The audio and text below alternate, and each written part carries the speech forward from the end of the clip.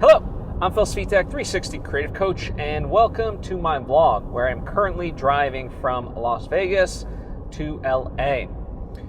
The reason for this is because I was at the Silver State Film Festival with my latest feature film, a Bogota trip. We just had a screening. I'll get into that. And now I'm going home. I have quite a bit of downtime. The road is all straight, so I figured I'd, just record an episode, record my thoughts as I drive along. So, yeah, plenty of time to do so. Now, let's take a step back, right? So, literally just a few hours ago, a Bogota trip, my latest movie, about two sets of American tourists who bump into each other in Colombia, and then their worlds collide essentially because of that. Just played, and it was really good to do it, right? The crowd wasn't that big, but everyone there really got something out of it. It worked on them.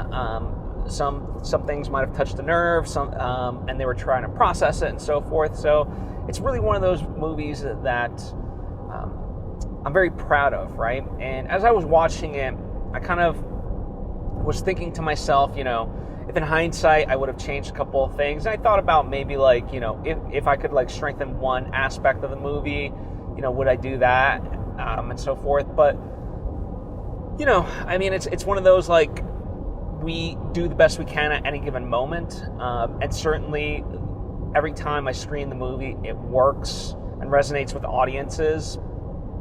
And so, it's why mess with something that isn't broken? In a lot of ways, like Tim Ferriss talks about, he's the author of the 4-Hour Workweek, and one of the things that, he reflects upon is his writing style was so amateurish, or whatever, right? Juvenile, very just early writer sort of stage, right? And yet that that book rather, is highly, highly successful. It continues to be a bestseller. And so the idea of going back in and revising it as such threatens to take away the charm of it, that magic that it captured, right? And in many ways, I kind of look at this in some way, and maybe, who knows, I might go back in and touch up the one thing. I'm thinking about how would I even do it if I wanted to, purely I have the question in mind, and so now it's well, what would even the answer be? And maybe it's a worthwhile pursuit, maybe it's not. But I'll tell you one thing, it was just great to see in general on the big screen. Last time out that I had seen it, let's just say it was suboptimal, right? And this was a while ago, so though it's played other film festivals, I have not been present at those festivals and whatnot. So, yeah, it was just great to see it projected very crisply. The colors looked amazing. Everything was sharp. The bulb wasn't going in and out. It sounded great. And now, mind you, this was a version of the movie from two versions past, meaning we'd gone in and touched up some of the visual effects a little bit more. We definitely worked on sound further to get it to a point, that we really, really liked it. And I didn't feel the need, basically when you screen for most film festivals, you have to submit a digital cinema package, a DCP. And that's quite costly. And so I didn't feel the need to, go back in and redo that aspect just potentially for this film festival. We still have quite a number of festivals that we have yet to hear back from. As I was telling one of my friends, our last notification won't be till March 30th of 2023. So, there's still plenty of festivals that we could play.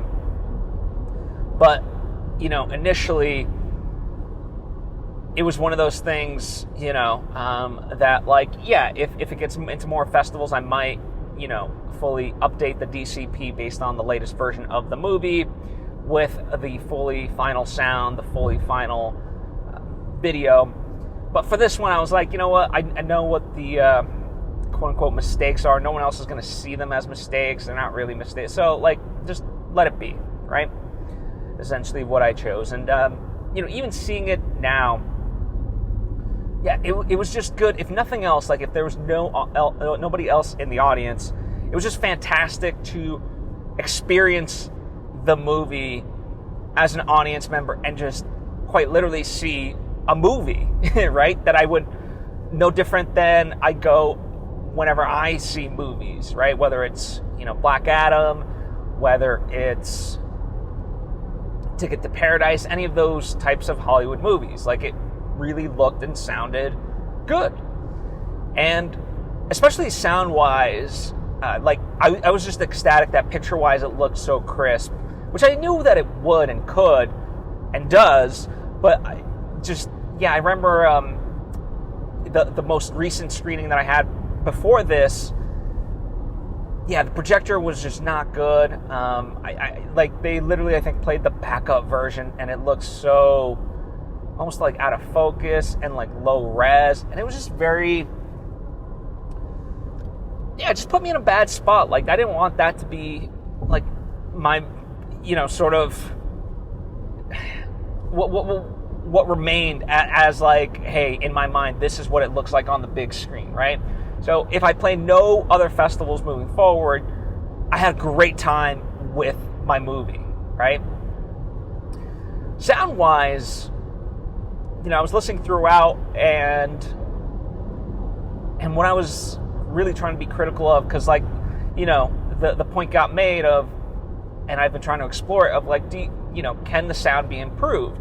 And of course, like I said, you want to put your best foot forward. You always strive for, having it be as good as it can be. And I was listening to it, I'm like, it doesn't need it.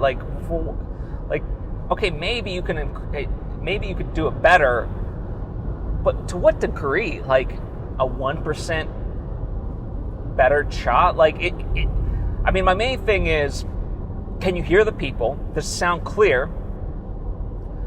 And do you understand what they're saying?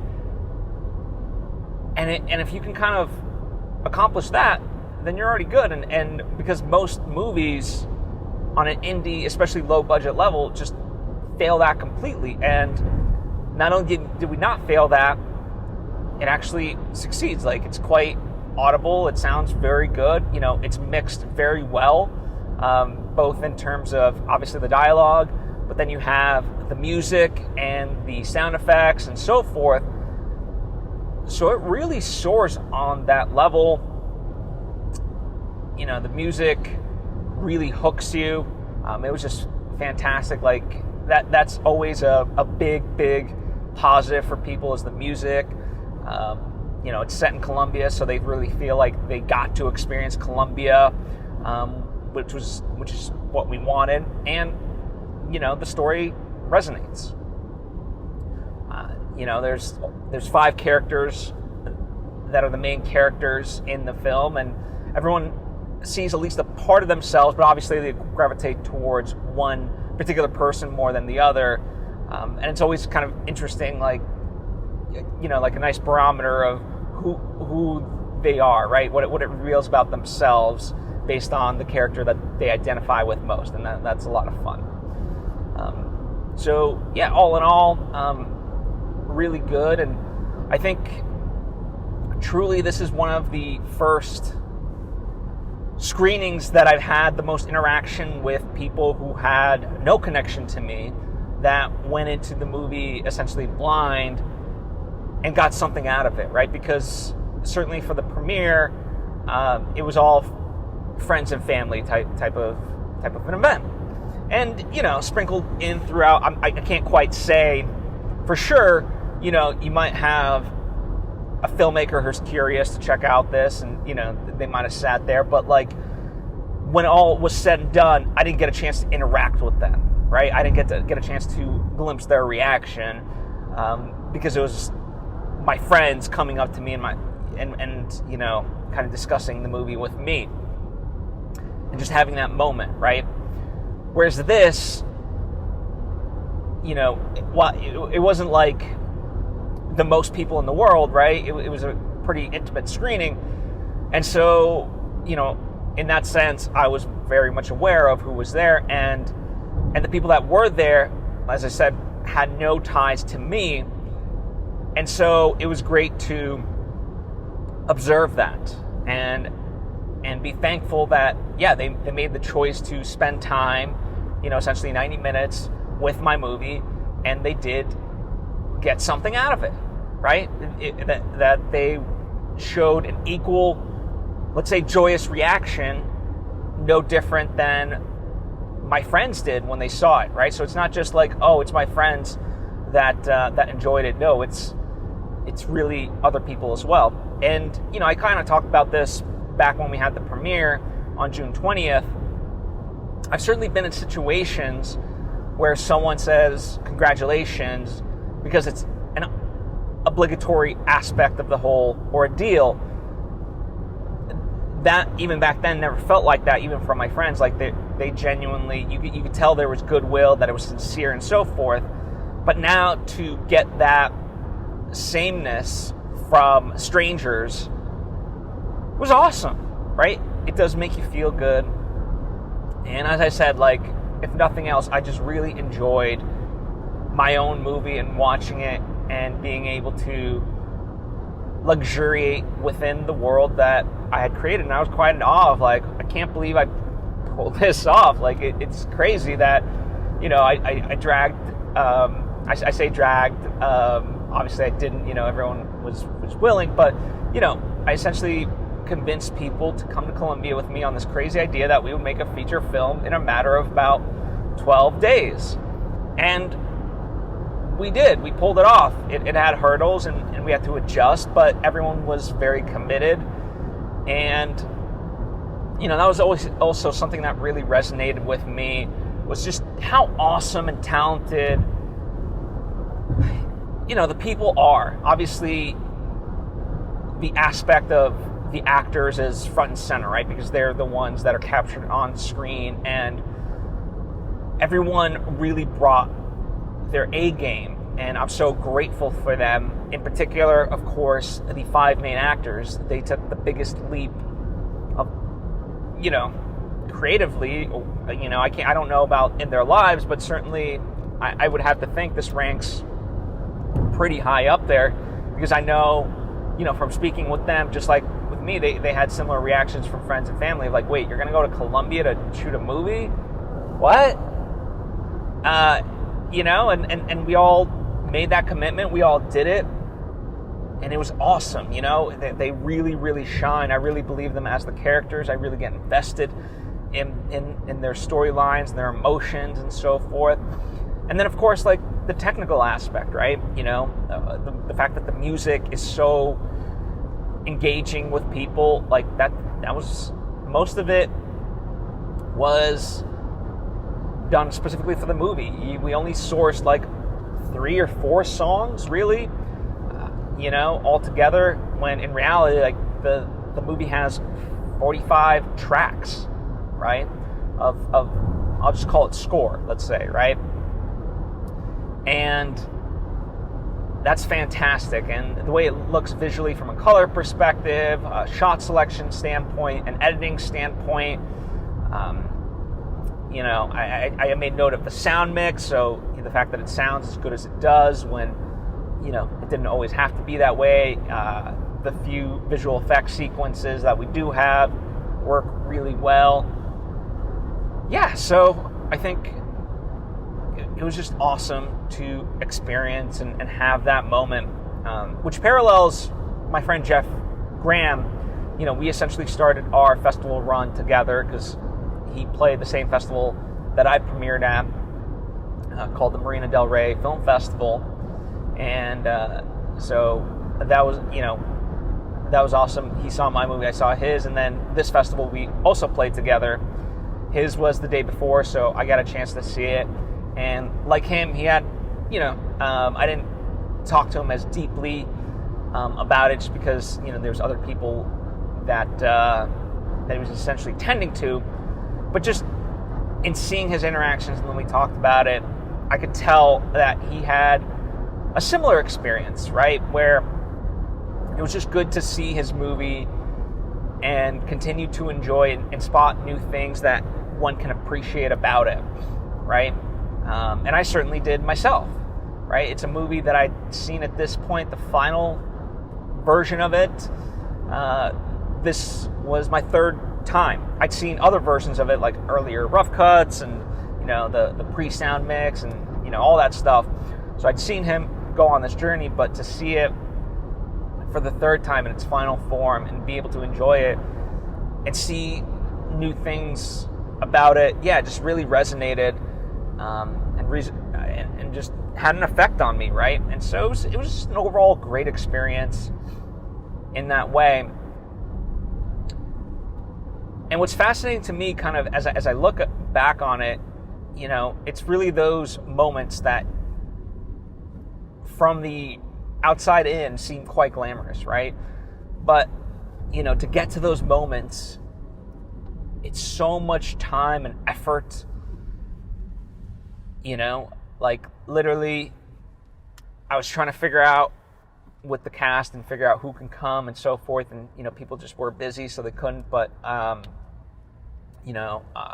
was trying to coordinate. Do we carpool? Can we fly together and so forth? And it just, again, in that sense, didn't work out.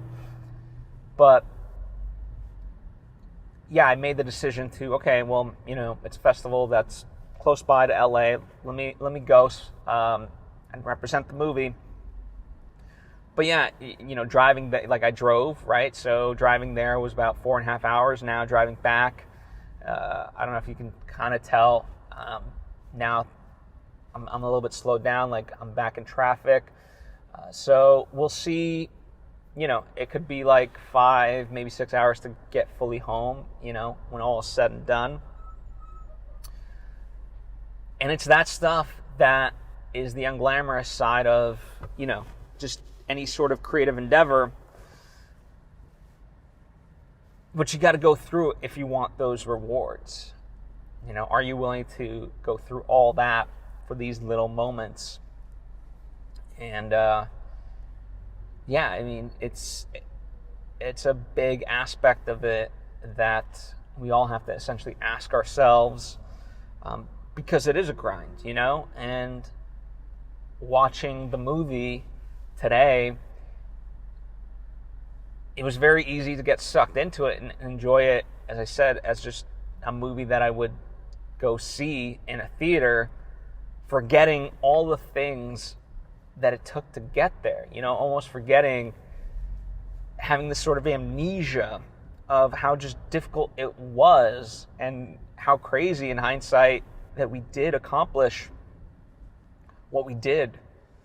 So yeah, that's, I mean, it's both a blessing and a curse, because it's a testament to the movie. But it, not that it'll change me wanting to make a movie, but yeah, you sort of forget that pain. And I think to some degree that's good, because yeah, again, I mean, I know how hard this movie was, but the pain of it, was ultimately temporary. And so I'm moving forward with another idea, for my next project.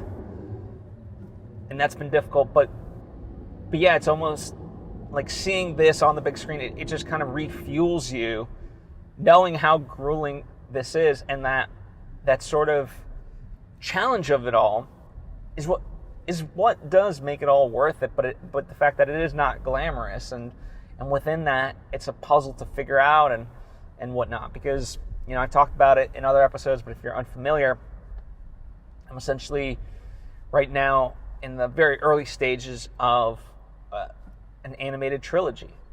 The best way to sort of describe it at this point in time in terms of what the story is like Princess Mononoke meets Marvel's Infinity War, right? And right now I'm still plotting out what is this story, where does it go? And really shaping it. And so, the road ahead of me, I know, is quite arduous, and I've sort of already been banging my head against the wall, so to speak, already with this movie, just trying to figure out the minutia of certain, like, how do I get from here to here, and what does this mean, and why is this is just too cliche, and what am I trying to say here, all that stuff, right, that any writer ultimately struggles with, but just making progress. One of the things that sort of shifting gears, but related to the project, obviously. So, what works for me is always having a visual sense of who the characters are. The more I get to know them, the easier it becomes to write.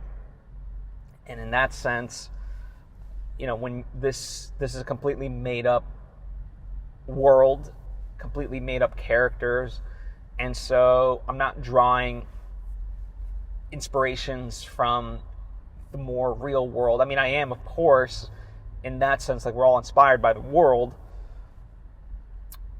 But yeah, so, as far as the characters, I'm working with the animators that would ultimately create the movie.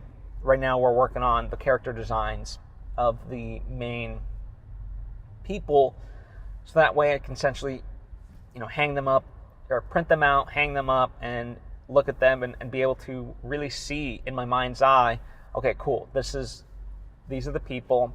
Now, what would this person do in this situation, right? And it's valuable to me, and obviously it's going to be necessary. It's just necessary in general, right? Like, it was going to be a thing that needed to get done, so why not do it right now, right? And allow myself to have it be beneficial, to help me. So that's been fantastic, right? And things in general, speaking of like inspiration and just allowing yourself to receive, for lack of a better term, I knew in Vegas, like, Vegas can get pretty expensive, and I didn't want to spend a lot of money, so I knew kind of worst case, like, I just essentially would walk the strip or whatever and just, observe and have fun. I mean, it was Halloween weekend, and it's a privilege just to be in Vegas, right? So I didn't want to just, like, stay inside or whatever, but at the same time, I didn't want to, like, go all out and party or anything like that. And what I ended up doing, so I was like, let me just walk over to the MGM where David Copperfield has a residency and just see about tickets, because I was looking up tickets online and they were quite costly. But I was like, maybe, if I talk to somebody, like, I can get, like, a seat far back and it'll be cheap. Maybe, let's just see. And what ended up happening was I actually got there and went to the ticket booth, and they were like 5 minutes from showtime. They were like, hey, when we're this close, and especially if, like, it's just you, all of our tickets are the same price. And there was, like, literally a ticket. There were tickets, like, literally front row, but it was a little bit off on the side. And then there was, like, the second row, which is, what I come to find out, like, still very close. I was, like, probably, like, 15 feet away from, David Copperfield ultimately. But anyway, yeah, so it was, like, in the middle of that second row, all for a really cheap price, far cheaper than, like, what I was seeing even before, like, for a single person in the way back, right? So I was like, hell yeah, okay, let's do it. And so yeah, I got a chance to see David Copperfield. Now, David Copperfield, if you're unfamiliar, he's a magician, an illusionist, whatever you want to call it. In my mind, he's the greatest. And he's just an entertainer, great performer, and I've loved him since I was a kid. And, one of the things that I appreciate about him is his through line with magic. Like, he always tries to tell a story, convey something with what he's making. And this one was essentially about Live the Impossible. So the whole show, and I won't give away the show, I won't spoil the show, but I will say it opens up with him as a kid, talking about how people made fun of him for wanting to be a magician. And so he threw away everything. And then the next day he found it again. And there was a note from his dad that said, live the impossible. And essentially never give up on your dreams, sort of thing. And, the way the show is structured and where it goes from there is just a beautiful, beautiful thing. It truly resonated. It re-inspired me.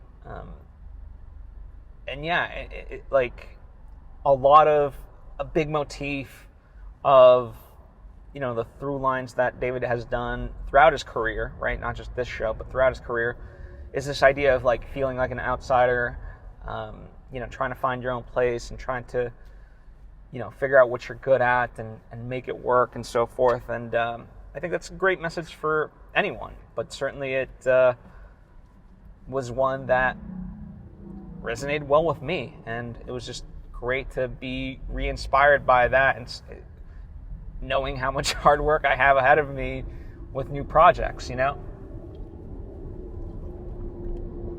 So I was very grateful that I got to have that experience, and the fact that I was 15 feet away from him. So it was truly, truly awesome.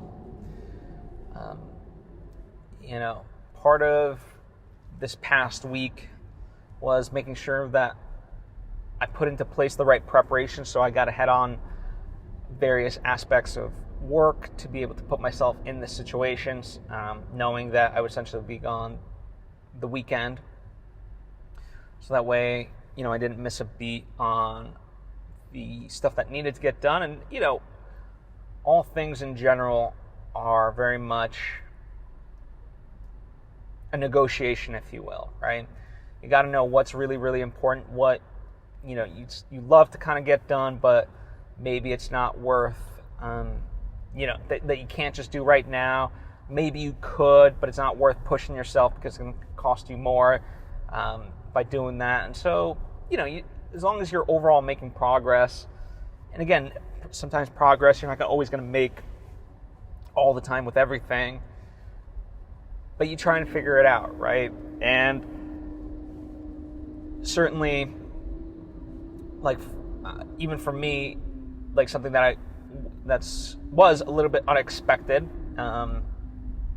which sounds darker than it really is, but my cousin, he called me and he requested me hey, you're a filmmaker. We have all this video from our wedding, and we don't think the videographer, the guy who shot it, can actually put together a compelling storyline. We'd like to have a vision for it, and we think, obviously, you're skilled enough to be able to do it. Would you be willing to take it on? And, I was like, yeah, of course. This isn't a paid thing. It's essentially my gift to them, right? And it's going to be quite a lot of work, right? It's hours of footage and all this, and making it all work.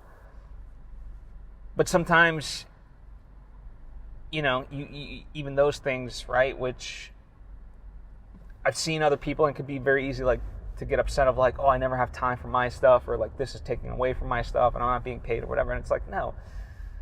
You know what? Part of why I love art in general is the ability to communicate and connect us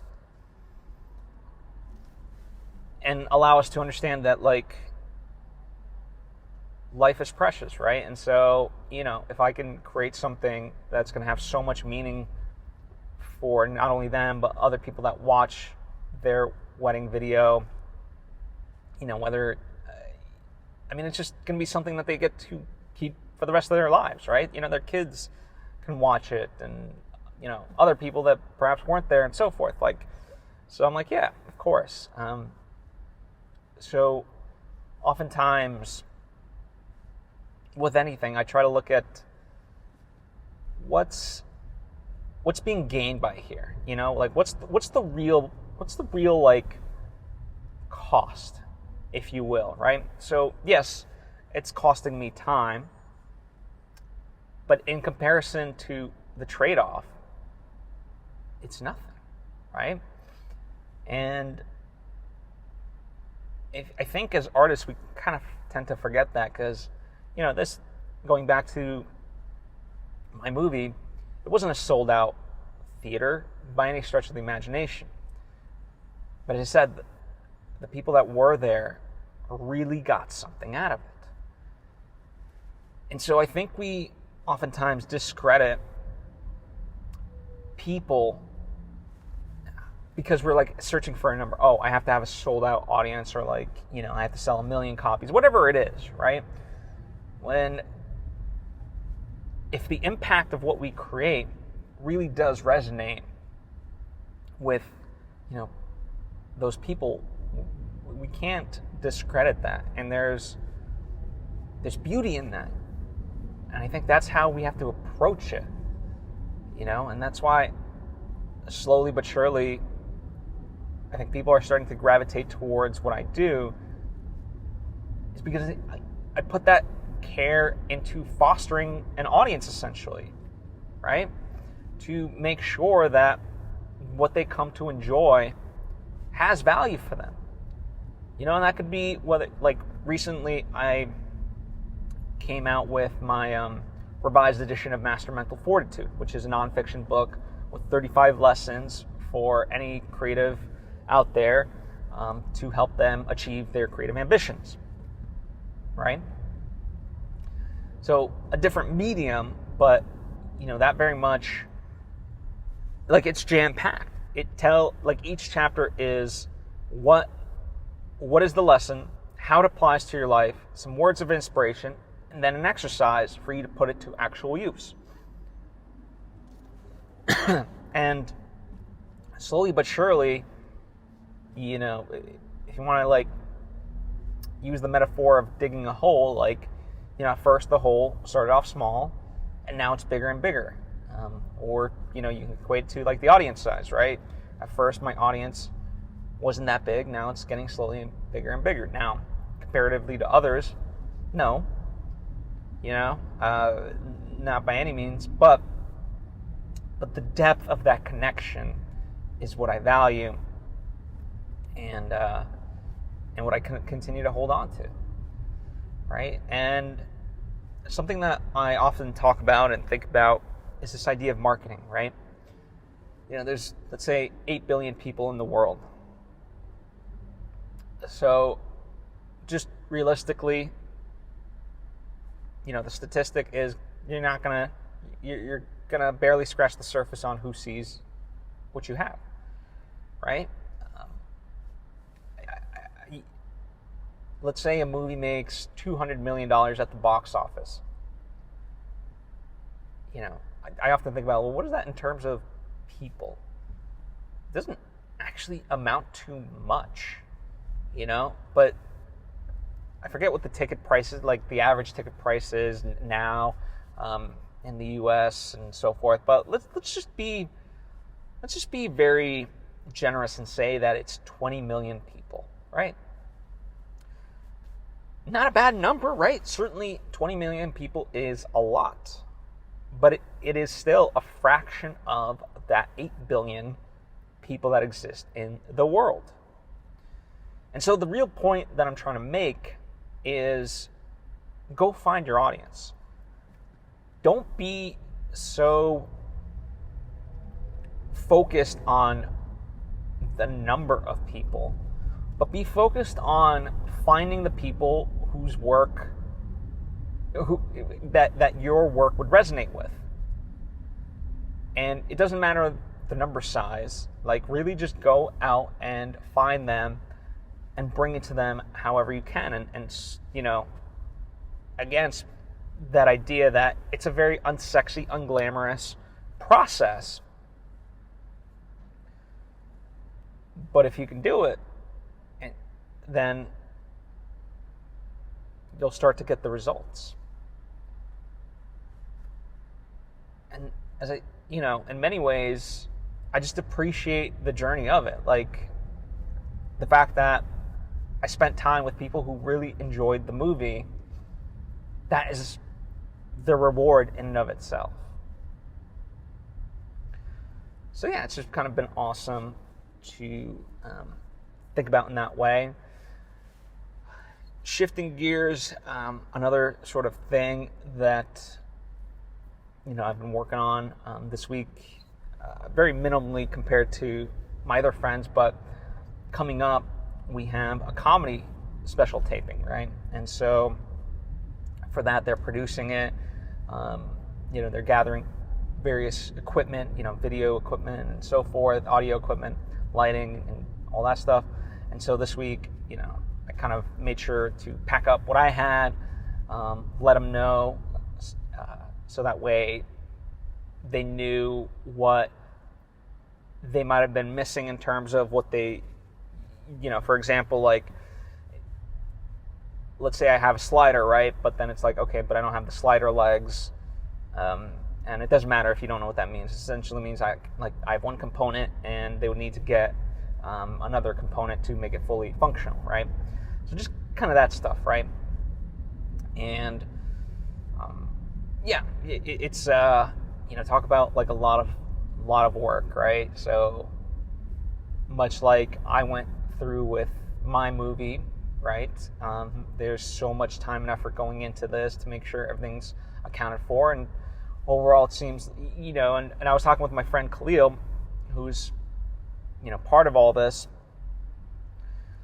and it's funny how the difference of a day can truly make, because one day you don't have anything, you're nervous, nothing's ever going to come together, and that you're essentially screwed, right? And the next day, like, if you just kind of go through all the questions and take it little bit by little bit, him and the rest of the team, all of a sudden, the next day you're like, okay, wow, okay, all the things that I was trepidatious about, now, there's still plenty of work left to be done, but it's actually coming together, and it's doable, and it can be done, right? So that's a big component of it. And yeah, you just have to really break it down into bite-sized chunks. Don't be overwhelmed by it. Like, okay, what's the first thing you're going to start with? It might be having to make a list. It might be planning out time to sit down to make a list, like whatever it is. But just, get in there in terms of the true nitty-gritty, and also just doing it, right? I found that I get quite anxious about all the things, but the antidote really is, okay, let me just sit down at this desk and really start to work at it.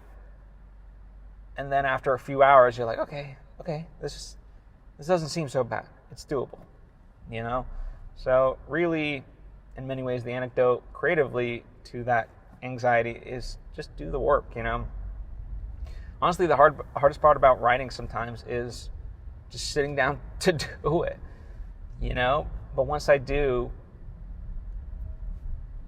even if it's not my greatest writing session, I've moved the ball forward, as they say, and that's really, really worthwhile. So yeah, you just do what you can, but that is the antidote. Just make progress little by little, however you can. Overall, that's kind of what my week's been about. A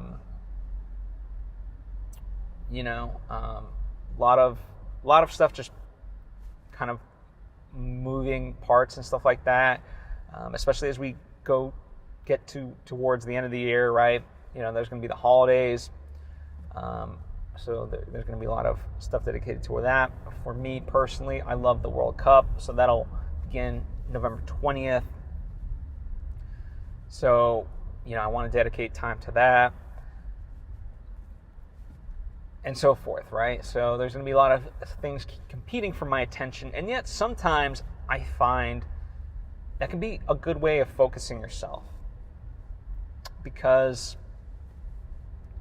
when it's like, if you knew that you were going on vacation, all of a sudden, you're gonna, that final day, you're gonna like just nose to the grindstone sort of thing and get it done. Would normally might have taken you a week. Like, you just find a way to get it done. I mean, it's there's the theory of Parkinson's law, not to be confused with Parkinson's disease, but Parkinson's law essentially dictates the time of completion will take you exactly how much you give it. So you give something 2 weeks, it'll take 2 weeks. You give it something 2 days, it'll take you 2 days. So in that sense, sometimes just, knowing that, like, okay, today I only have an hour to write, better make it a really worthwhile hour, as opposed to, like, if you have 4 or 5 hours, then it's like, I can lollygag and, I can hop off for a quick minute to check social media or whatever, like, or stare out into space in a way that, isn't necessarily productive. So, yeah, sometimes people, they fret against that and push against that idea that, oh, well, I only have a limited amount of time. It's like, you know what? That could actually be to your benefit. It doesn't have to be a bad thing. It's just, how are you going to embrace that?